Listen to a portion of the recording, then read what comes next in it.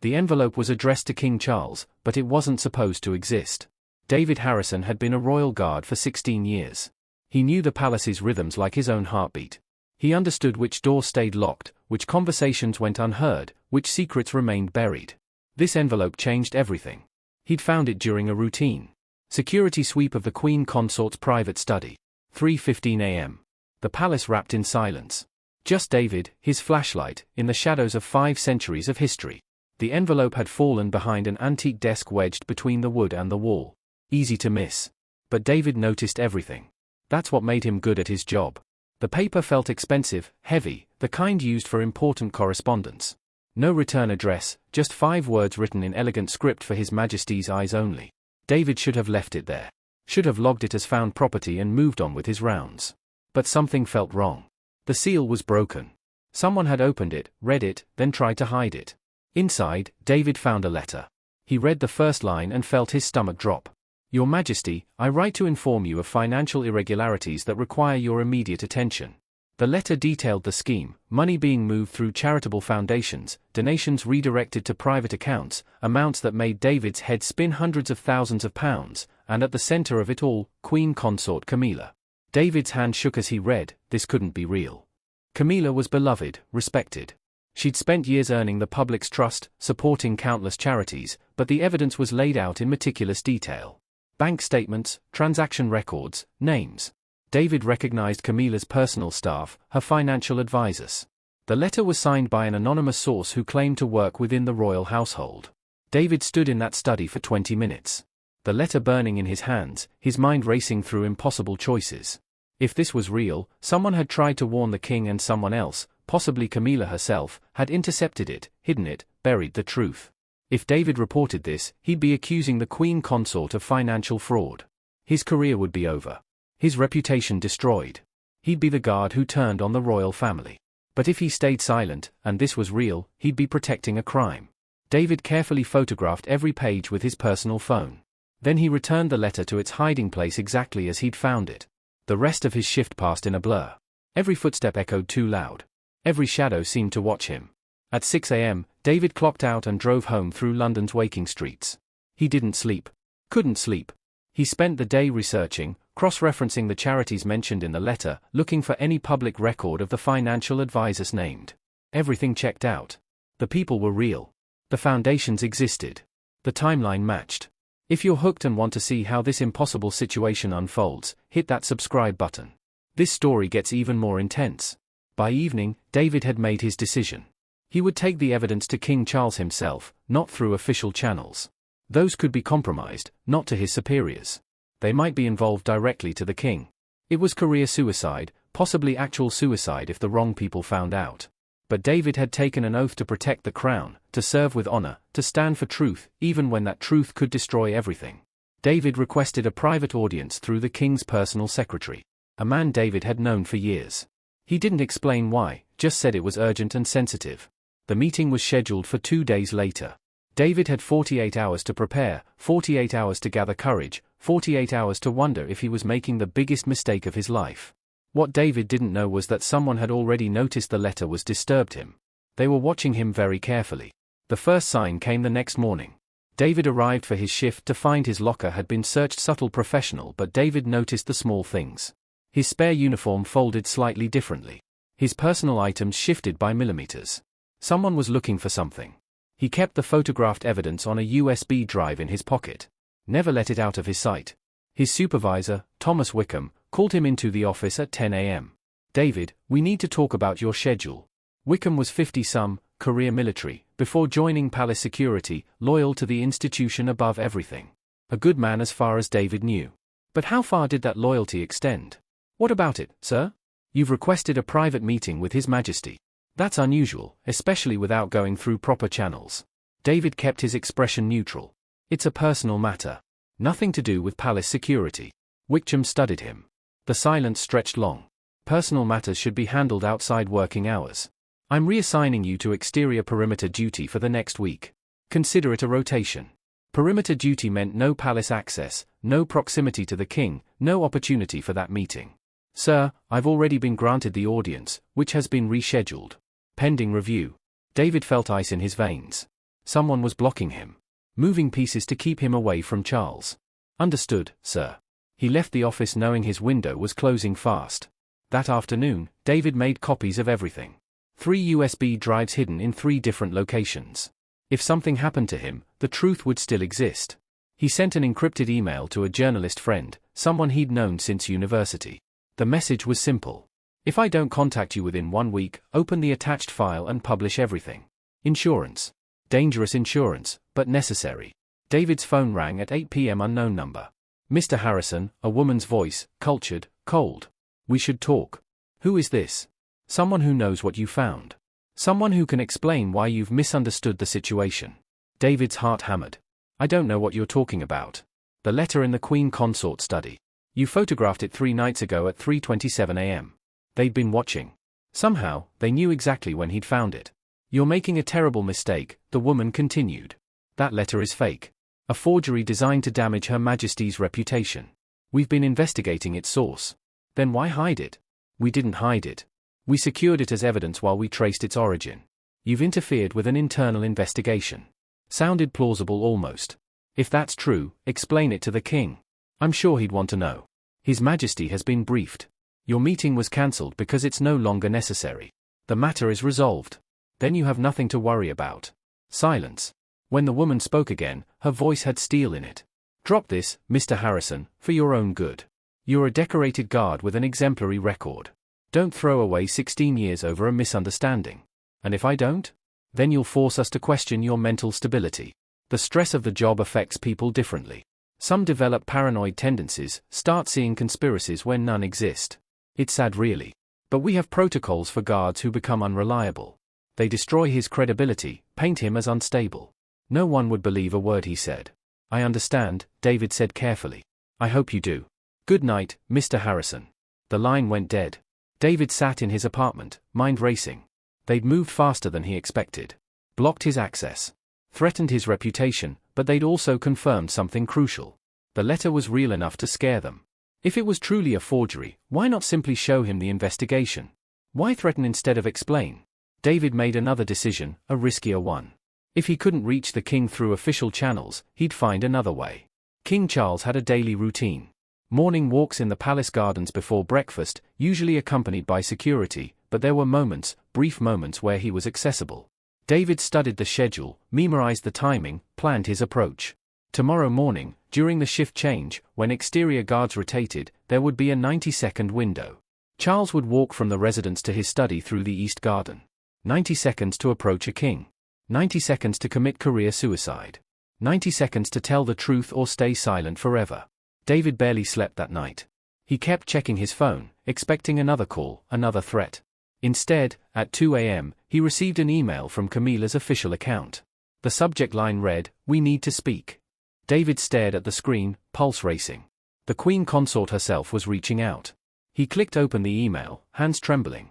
What he read made his blood run cold. Asterisk asterisk. The email was short. Direct. Terrifying in its simplicity. Mr. Harrison, I know what you believe you've discovered. Before you make accusations that will destroy lives, including your own, grant me the courtesy of a conversation. Come to my private sitting room tomorrow at 7 a.m. Come alone. Tell no one. This is your only chance to understand the truth. See, David read it 17 times. Every instinct screamed trap. Meet the person you're about to accuse in private with no witnesses. It was insane. But what choice did he have? If he went to the king without hearing her side, he might destroy an innocent woman based on a forged letter. If the mysterious caller was right, he'd be the villain in this story. And if the letter was real, meeting Camilla might be his only chance to understand why. David typed a simple response, "I'll be there." He didn't sleep, just sat in the darkness, watching the clock, wondering if he'd see sunrise. At 5:30 a.m., he dressed in civilian clothes, jeans, a simple jacket. If this went wrong, he didn't want to dishonor the uniform. He arrived at the palace at 6:45 a.m. using his guard credentials to enter through the staff entrance. His hands were steady, his mind sharp. 16 years of training had prepared him for high-stress situations, but nothing prepared him for confronting a queen. The sitting room was in the private when off-limits to most staff. David had been inside once years ago during a security review. He knocked at exactly 7 a.m. "Come in." Camilla sat by the window, morning light streaming across her face. She wore a simple dress. No crown, no regalia. She looked tired. Mr. Harrison, thank you for coming. Please sit. David remained standing. With respect, I'd prefer to stand. A faint smile crossed her lips. You think I'm dangerous? I think this situation is dangerous. That much is true. She gestured to a chair. Please, I'm not going to attack you, and this conversation will be easier if we're both comfortable. David sat, keeping his back straight, his mind alert. Camilla poured tea from a service already prepared. 2 cups. She'd been expecting him. The letter you found, she began. It's real. David's breath caught. The accusations in it are real. The financial irregularities are real. But the conclusion that I'm responsible is where the truth gets complicated. How complicated can fraud be? Very. When you're trying to catch the person actually committing it. Camilla set down her cup and looked directly at him. For the past 8 months, money has been disappearing from foundations I'm associated with. Small amounts at first, then larger. Someone with access to my accounts, my signatures, my private information has been systematically stealing from charities. And you expect me to believe you're investigating it? I expect you to believe evidence. She slid a folder across the table. This is from my private accountant, a man I trust with my life. He noticed the discrepancy 6 months ago and began a quiet investigation. David opened the folder. Bank statements, transaction records, but these showed something different. Highlighted irregularities, traced pathways, notes in the margins. Why not go to the authorities? Because the thief is someone close to me, someone within my household. If word got out before we identified them, they'd disappear. Evidence would be destroyed, and worse, the scandal would irreparably damage the monarchy. Oh. David studied the documents. They appeared genuine, professional, but so had the original letter. The letter I found was addressed to the king. Why would someone warning him about fraud hide it in your study? Because it wasn't meant to warn him. It was meant to frame me. Camilla stood and walked to the window. Someone is setting me up, Mr. Harrison. The same person stealing the money created that letter to make it look like I'm aware and complicit. When my accountant gets too close to the truth, that letter will mysteriously find its way to Charles. I'll be exposed, disgraced, possibly prosecuted. Why are you telling me this? Because you found the letter before it was meant to be found. You've disrupted their timeline. And because, she turned to face him. I need your help. David stood abruptly. No, absolutely not. I'm not getting involved in palace politics. You're already involved. The moment you photographed that letter, you became a player in this game. Then I'll take it to the king myself. Tell him everything. Let him sort it out. And what will you tell him? That you found a letter accusing me of fraud and then I gave you documents claiming I'm innocent. He'll see it as exactly what it is. My word against circumstantial evidence. Camilla's voice softened. But if you help me catch the real thief, we can present Charles with proof, clear my name, protect the institution, and yes, save your career in the process. David wanted to walk out. Wanted no part of this twisted situation. But she was right about one thing. He was already involved. What do you want from me? Your skills, your access, your outsider perspective. My accountant has narrowed it down to 3 people in my household, but we need proof. Evidence that will stand up to scrutiny. She handed him another folder. 3 files. 3 faces. One of them is destroying me. Help me find out which one.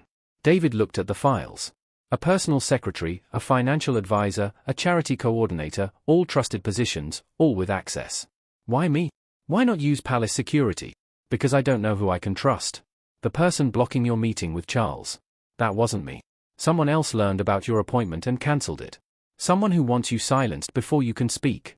The implications settled over David like a weight. If Camilla was telling the truth, the conspiracy was bigger than he'd thought. Someone in palace security was involved. Someone protecting the real thief. I need time to think. You have until tomorrow morning. After that, I have to assume you're going to the king and I'll be forced to protect myself by other means. David left the sitting room with both folders tucked under his arm, his mind spinning. Either Camilla was a brilliant liar executing an elaborate cover-up or she was a victim fighting to clear her name. And David Harrison, a simple royal guard, had to figure out which. David spent the day doing what he did best, observing without being observed. He couldn't investigate directly, not without raising suspicion, but he could watch. Listen, pay attention to the small details that others missed. The 3 suspects from Camilla's files all worked in the administrative wing. David traded shifts to cover that area, claiming he wanted experience in different palace sections. His new supervisor approved without question. Maybe too quickly. First suspect, Margaret Whitfield, personal secretary. 58 years old, 23 years with the royal household. Impeccable record. Trusted with Camilla's schedule, correspondence, private affairs. David watched her through the morning. Professional, efficient, she moved through tasks with practiced ease. Answering phones, managing appointments, handling confidential documents. Nothing suspicious, nothing unusual until 11:30 a.m. when Margaret stepped away from her desk. She glanced around quick, nervous, then made a phone call from her mobile instead of the office line. David couldn't hear the conversation, but he saw her face. Stressed, worried, angry, maybe. The call lasted 90 seconds. When she returned to her desk, her hands were shaking. Second suspect, Richard Peaton, financial advisor. 42 years old, Harvard-educated, managed Camilla's charitable investments and foundation portfolios. David observed him during lunch. Peaton ate alone in his office, working through spreadsheets. Classical music played softly. Everything about him screamed meticulous attention to detail. But at 1:15 p.m., Peaton received a visitor, a man David didn't recognize. No appointment logged, no visitor badge visible. They spoke for 20 minutes behind closed doors. When the visitor left, Peaton looked shaken. He poured himself a drink from a cabinet unusual for lunchtime. His hands trembled as he drank. Third suspect, Claire Ashford, charity coordinator. 34 years old, rising star in the royal household. Brilliant, ambitious. She managed logistics for Camilla's charitable appearances and foundation events. David watched Claire all afternoon. She was good. Charming with donors, professional with staff, she handled a crisis involving a cancelled venue with grace and quick thinking. But at 4:00 p.m., David saw something that made him pause. Claire accessed financial records on her computer. Counts she shouldn't have access to according to her job description. She worked quickly, copying data to a USB drive, then cleared her browser history. 30 seconds later, she was back to normal work as if nothing had happened. David had 3 suspects, all hiding something. All potentially guilty. He needed more evidence. That evening, David met with Camilla's accountant, the man she'd mentioned. His name was Philip Harding, a quiet professional in his 60s who'd managed royal finances for decades. They met in a small cafe far from the palace. Philip arrived with a worn leather briefcase. "She trusts you," Philip said without preamble. "That's rare. Her Majesty doesn't trust easily anymore cause someone close to her is stealing. Worse than stealing. They're destroying her reputation systematically. Every missing pound is another nail in her coffin." Philip opened his briefcase and pulled out detailed financial records. The thefts began 9 months ago. Small amounts, 5,000 here, 7,000 there. Easy to miss in accounts moving millions annually, but they've accelerated. Last month alone, £60,000 disappeared. How are they doing it? Forged authorization signatures, digital transfers that appear legitimate. They're using Camilla's credentials, her access codes, someone who knows the system intimately. David studied the records. The pattern was clear once you knew to look for it. All 3 suspects have that level of access. Yes, but there's something else. Philip pulled out another document. 3 weeks ago, someone tried to access my investigation files. They failed. I have security measures in place, but the attempt was traced to an internal palace computer. Which one? The security department. David felt cold realization wash over him. Someone in palace security was helping the thief. The same someone who'd cancelled his meeting with the king. The same someone who'd searched his locker. Who in security? I don't know. The access was masked, but it means we can't trust official channels. David made a decision. I need to get into their offices after hours. Search their computers, their files. Find the connection. Philip studied him carefully. That's career-ending if you're caught. Everything about this situation is career-ending. True. Philip slid a small device across the table. This will copy hard drives. 15 minutes per computer. Can you get 15 minutes? David pocketed the device. I can try. That night, David waited until the administrative wing cleared. 9:00 p.m. Most staff gone home. Only security patrols remained. He used his access to enter the wing, nodding to the night guard, a young officer named Peters, who David had trained. "Late night, sir? Forgot to log some paperwork." In and out.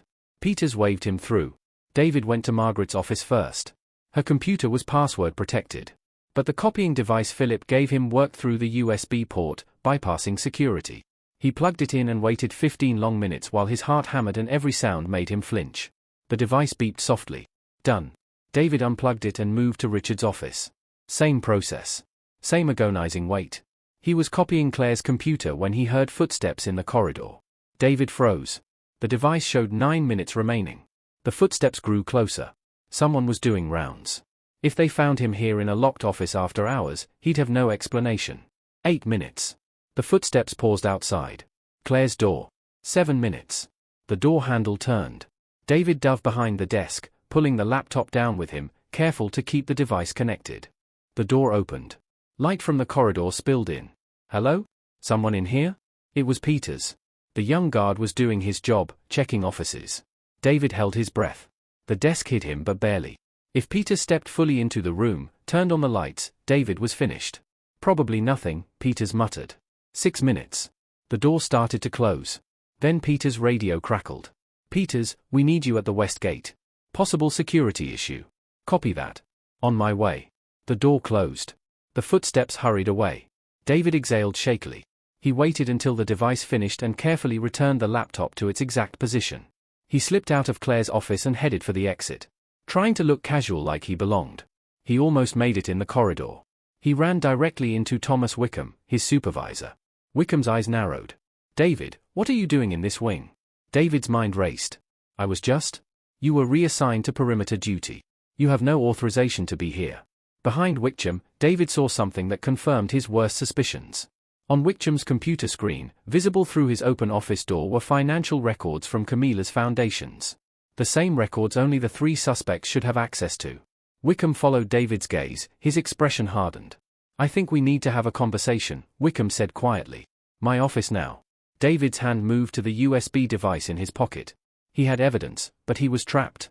David sat across from Wickham in the small office. Every muscle said. Wickham closed the door. Locked it. I'm going to ask you once, Wickham said. What are you really doing? David calculated his options. Lie and Wickham would see through it. Tell the truth and he'd confirm he was investigating palace staff without authorization. Or take a risk. The same thing you are, David said carefully. Trying to figure out who's stealing from the Queen Consort? Wickham's expression didn't change for a long moment. Then, slowly he sat back. How much do you know? Enough to understand someone's been embezzling from charitable foundations. Enough to know there's a cover-up and enough to see you're looking at the same financial records. Gum was silent. Then he unlocked a drawer in his desk and pulled out a thick file. I've been investigating this for 3 months, he said quietly. Since an anonymous tip came to palace security about financial irregularities. David's mind raced. The same tip that resulted in the letter to the king.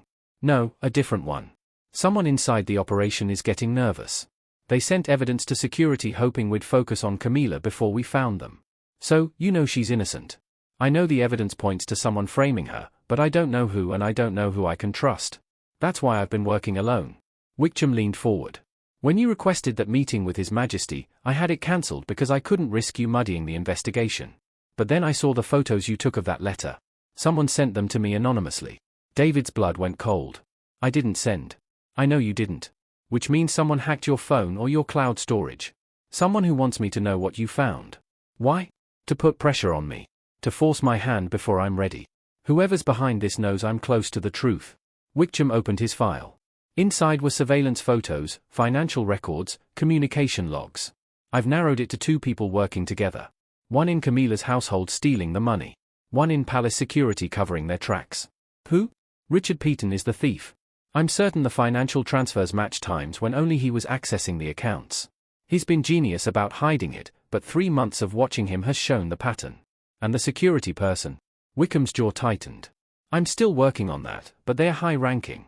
They have access to cancel meetings, manipulate duty rosters, search lockers. A terrible thought occurred to David. Could it be you? Wickham smiled grimly. Could be. You'd be smart not to trust me completely. But if it was me, you'd already be in a cell for breaking into those offices tonight. Fair point. So what now?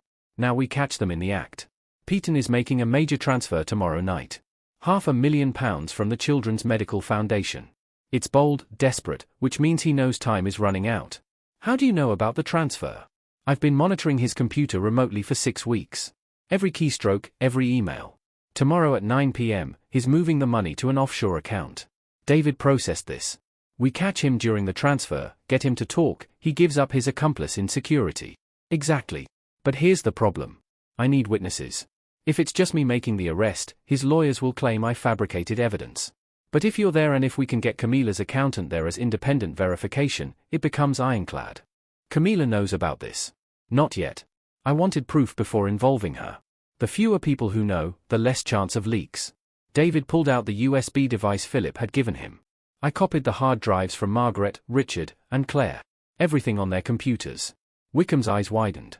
That took guts and technical skills I didn't know you had. I had help. Philip Harding, I assume. Good man. Wickham took the device. I'll analyze this tonight. See if there's anything I missed. They sat in silence for a moment. Why didn't you tell me you were investigating? David asked. Cause I didn't know if you were involved. You have access. You're trusted. For all I knew, you were the security leak. And now I know you're either genuinely trying to help or you're the best actor I've ever met. Wickham stood. Either way, tomorrow night we'll find out. David left the office with more questions than answers. Could he trust Wickham? Was this elaborate misdirection? Was Wickham himself the corrupt officer? David needed confirmation, independent verification. He called Philip Harding from a pay phone outside the palace. Burner phones and old technology harder to trace. I need you to verify something, David said. Thomas Wickham, head of security detail. Is he who he says he is? I've had my suspicions about him, Philip admitted.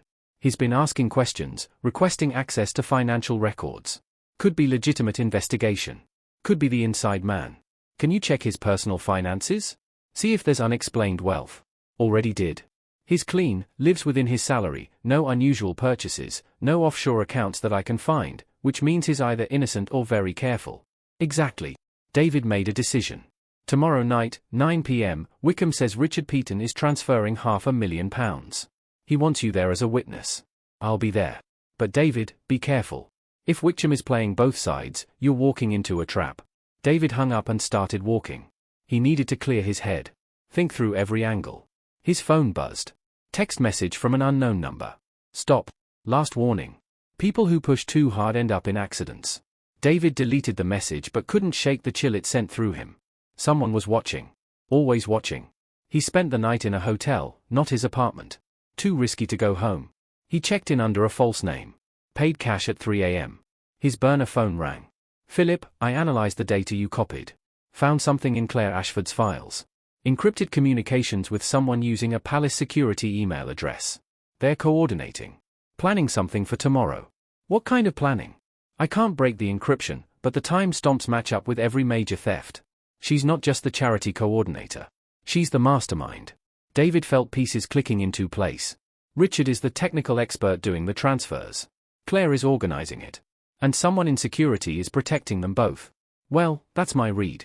But David, there's more. One of those encrypted messages mentions you by name. Harrison is getting too close. Handle him tomorrow. David's blood ran cold. Handle me. How? It doesn't say. But be very careful tomorrow night.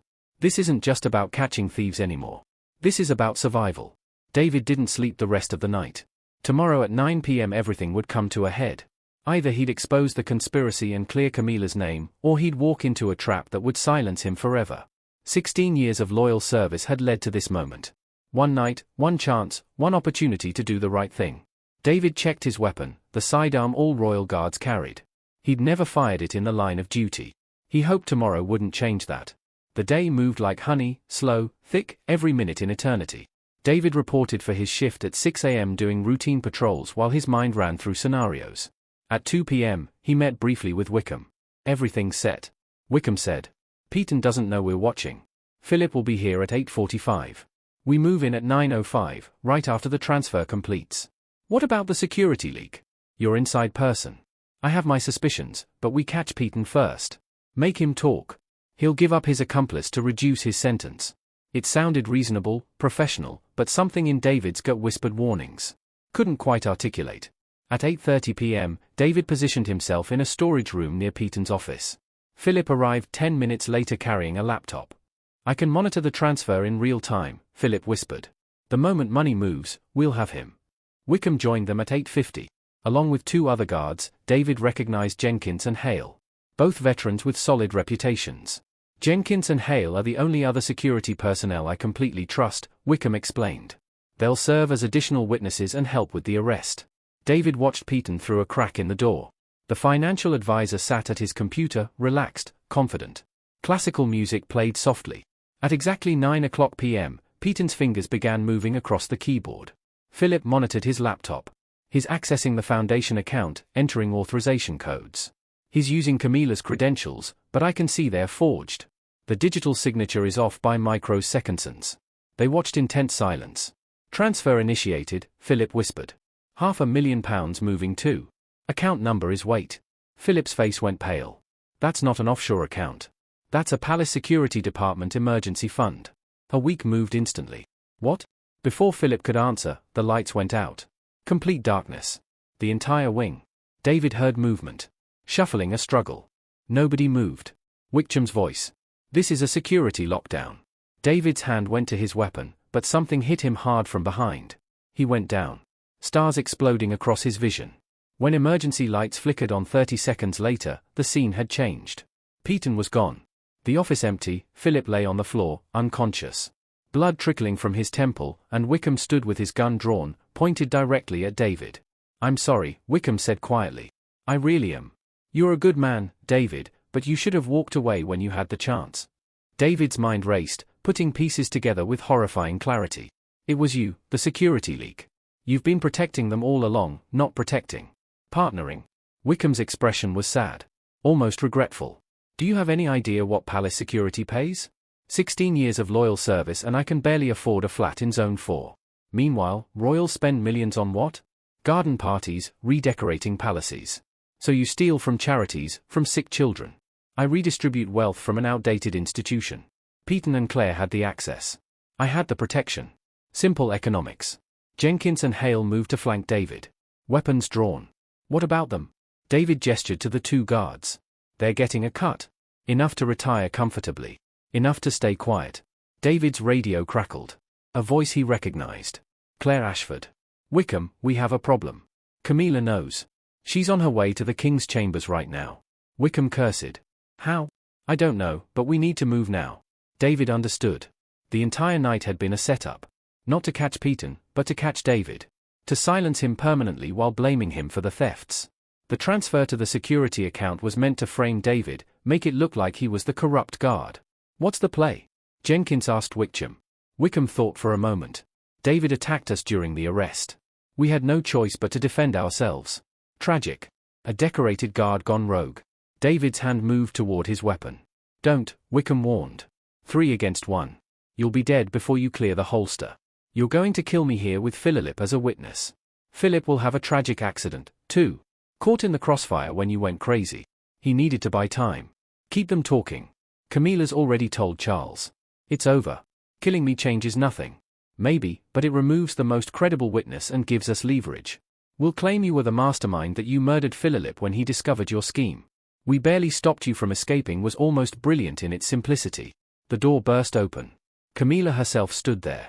Flanked by 2 royal protection officers David had never seen before. Lower your weapons, she commanded. All of you. Now. Wickham's gun stayed on David. Your Majesty. This man, I know exactly what this man has done. He saved my life and my reputation. Unlike you, Mr. Wickham, who has been stealing from my foundations for nearly a year. You can't prove. Actually I can. Camilla stepped into the room. While you've been watching Mr. Harrison, I've been watching you.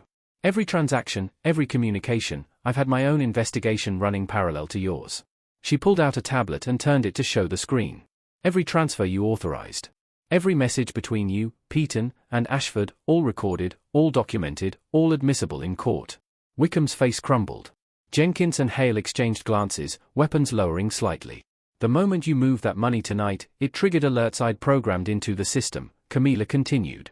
His Majesty is currently being briefed. Scotland Yard is on their way.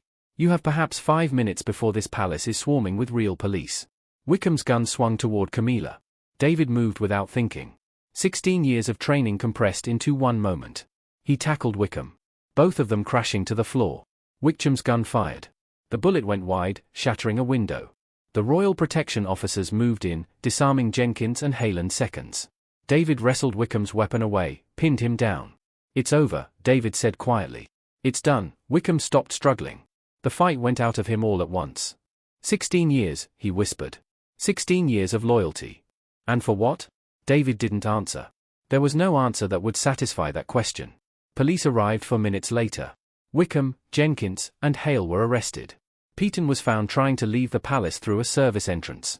Claire Ashford was apprehended at Heathrow, attempting to board a flight to Dubai. Philip regained consciousness with a concussion but would recover fully. David stood in the corridor, watching the aftermath unfold, feeling 16 years of certainty crumble around him. Camilla approached him quietly. "Thank you," she said simply. "I didn't do it for thanks. You did it because it was right. That's rarer than you might think." King Charles appeared then, his expression grave. He looked at David for a long moment. "Mr. Harrison, walk with me." They walked through the palace gardens, the king silent, David nervous. Finally, Charles spoke. "You risked everything. Your career, your safety, your life to protect an institution you've served faithfully for 16 years. I took an oath. Your Majesty. So did Wickham. So did Jenkins and Hale. Oaths are easy to speak, harder to keep when tested." They stopped by a fountain. Water splashing softly in the darkness. "I'm promoting you," Charles said. "Head of Royal Protection. You'll rebuild the security detail. Choose your own team, people you trust." David was stunned. "Sir, I'm not qualified. You're the most qualified person I know. You saw corruption where others saw loyalty. You questioned authority when it was easier to obey. That's the kind of leadership we need." David thought about the responsibility, the weight of it, except. "Thank you, sir." Charles turned to leave, then paused. "The letter you found, the one that started all this. Camilla wrote it herself, addressed it to me, then hid it where she hoped someone honest would find it." David's eyes widened. She was testing her own staff. She suspected someone close to her. Needed to know who she could trust. "You found the letter. You didn't destroy it or use it for personal gain. You tried to do the right thing." Charles smiled slightly. "That's how she knew you were the one person she could trust with the truth." The king walked away, leaving David alone with the weight of what had happened. A year later, David stood in his new office reviewing security protocols. The palace was safer now. The team smaller but trustworthy. Every guard personally vetted. Philip Harding stopped by with coffee. "How's the new job?" "Exhausting, rewarding, terrifying. It's basically like the old job, but with better pay." David laughed. "Something like that?" Through the window, he could see Camilla walking in the gardens with Charles, laughing at something, free from suspicion, reputation restored. For people had gone to prison. £500,000 recovered and returned to charities, and one royal guard had learned that sometimes the right choice was the hardest choice. David's phone buzzed. A text from his wife. "Proud of you. Come home safe." He smiled and replied, "Always, because that's what it meant to serve. Not blind loyalty. Not unquestioning obedience, but courage to stand up when everything said to sit down, wisdom to question when others stayed silent, and strength to do what was right. Even when it cost everything." David Harrison had risked his career to alert the king. And in doing so, he'd saved more than just Camilla's reputation. He'd saved his own soul.